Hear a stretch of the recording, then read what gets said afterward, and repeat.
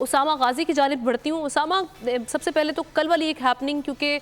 پاکستان تحریک انصاف کا پاکستان کی پالیٹکس میں ایک بہت بڑا اہم کردار ہم دیکھ رہے ہیں۔ کل ایک بڑا ہی اہم کیس زیر سماعت تھا اور امپورٹنٹ دن تھا کل کا۔ کیا ہوا کل کے دن میں؟ آپ کیا سمجھتے ہیں کہ یہ پاکستان تحریک انصاف کے وکلا ویل پریپیئرڈ نہیں تھے، اس کی وجہ سے یہ ساری سچویشن بنی کہ اپنے آپ کو وہ ڈیفینڈ نہیں کر پائے سپریم کورٹ کے سامنے، اور یا پھر آپ سمجھتے ہیں کہ ابھی جو ایک وہ لیول پلینگ فیلڈ والی بات ہو رہی ہے یہ اسی کی ایک کڑی ہے؟ ہم نے دیکھیے یہ ہم پچھلے 2 سال سے دیکھ رہے ہیں، اور جہاں تک وکلا کی بات ہے، میرا خیال ہے بیرسٹر علی ظفر نے بڑا زبردست طریقے سے کیس پریزنٹ کیا، اور وہی مسلسل پشاور ہائی کورٹ کے سامنے کیس پریزنٹ کر رہے تھے۔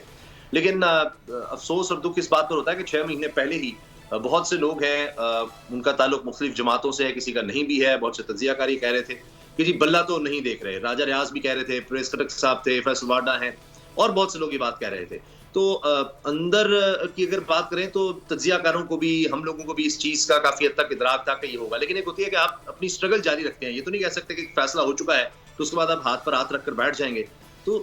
یہ تو اسی طرح ہے کہ کسی شخص سے آپ باہر کوئی نکلتا ہے اور اس سے کوئی ڈاکو چھین کر کوئی چیز لے جائے کہ آپ کو پتہ نہیں باہر ڈاکہ پڑتا ہے تو آپ کو کیا ضرورت تھی باہر جانے کی۔ تو اس میں آپ اس کو بلیم نہیں کر سکتے، انہوں نے اپنی طرف سے بھرپور طریقے سے اپنا کیس پیش کیا۔ اب آپ یہی دیکھ لیجئے کہ جو لوگ جسٹس قاضی فائزہ صاحب کے حوالے سے بڑی امیدیں رکھتے تھے، بہت کچھ کہتے تھے، میں نام لے سکتا ہوں، اسناد ملک صاحب رپورٹنگ کا ایک بڑا نام ہے، ثاقب بشیر صاحب ہیں، یہ کورٹ رپورٹرز میں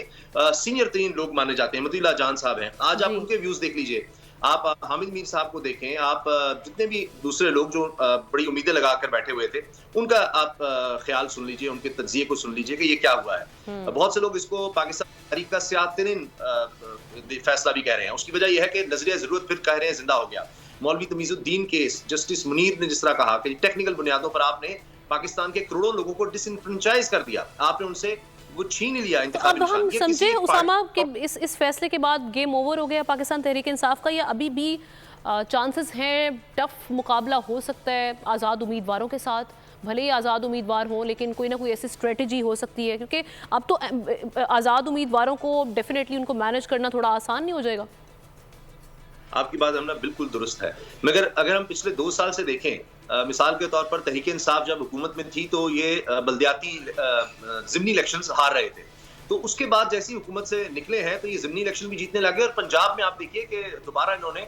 جو سیٹیں ہاری ہوئی تھیں وہ بھی جیت کر حکومت بھی پھر بنا لی تھی۔ اور اس کے بعد سے اگر آپ گراف دیکھ لیں تو سب سے زیادہ مقبولیت کا تحریک انصاف کا ہے۔ کل بھی سارا دن کس کی بات ہوتی رہی؟ تحریک انصاف کی۔ انتخابی نشان کی آپ بات چھوڑ دیں، لیکن اس کے علاوہ اگر آپ دیکھیں تو اس وقت مسلسل ساری جو سیاست ہے وہ تحریک انصاف کے ارد گرد گھوم رہی ہے۔ ان کے ساتھ کیا ہو رہا ہے، کون سا بندہ پکڑا گیا ہے، کون سا نکلا ہے، کون کاغذات نامزدگی جس کے نہیں چھینے گئے، اچھا اس کے چھینے گئے وہ کامیاب ہو گیا، اپیل میں کون گیا ہے آگے، کون بچ گیا، کون آگے چلا گیا، ہر طرف خبر تو صرف اس کی ہے۔ تو دوسروں کے لیے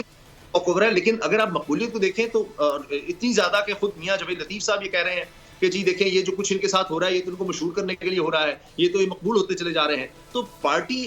مسلسل پچھلے 2 سال میں گین کرتی چلی جا رہی ہے پاپولیرٹی کے لحاظ سے۔ اب مسئلہ یہی نظر آتا تھا کہ ان کی پاپولیرٹی اتنی زیادہ تھی کہ یہ بہت سے لوگ یہ کہہ رہے تھے کہ جی اگر بلہ ہوا تو پھر تو ہم الیکشن ہی نہیں، بائیکاٹ ہی کر دیں گے، یہ صورتحال تھی۔ تو اب ان کو تھوڑا سا حوصلہ ہوگا، اب لوگ کہہ رہے ہیں کہ کم از کم 8 فروری کو الیکشن تو ہو جائیں گے، لیکن میرا ذاتی خیال یہ ہے کہ اب ٹیکنالوجی کا دور ہے، اب ڈیجیٹل میڈیا ہے، یہ اتنا بھی آسان نہیں ہوگا۔ اب بھی تحریک انصاف کے چانسز مجھے اب بھی کافی زیادہ اسٹرانگ لگ رہے ہیں، کیونکہ پاپولیرٹی، لیکن ان کے لیے امتحان ختم نہیں ہوئے، مشکلات ابھی ان کے لیے اور آئیں گی، کیونکہ آزاد امیدوار جیتیں گے پھر وہ بھی غائب ہو سکتے ہیں، ان کی لائلٹیز بدلی جا سکتی ہیں، مگر اس کے بعد آپ دیکھ لیجئے اس وقت کیا ہو رہا ہے، ہمارے کون سے اس طرح پولیس ہے یا بیوروکریسی ہے یا آرઓز ہے یا الیکشن کمیشن ہے، آپ اس کی کریڈیبلٹی بالکل ان کے رویے پہ بڑے سوالات اٹھ رہے ہیں، وہ ہم فوٹیجز بھی دیکھ رہے ہیں، بار بار اس طرح کی سچویشن سامنے آ جاتی ہے۔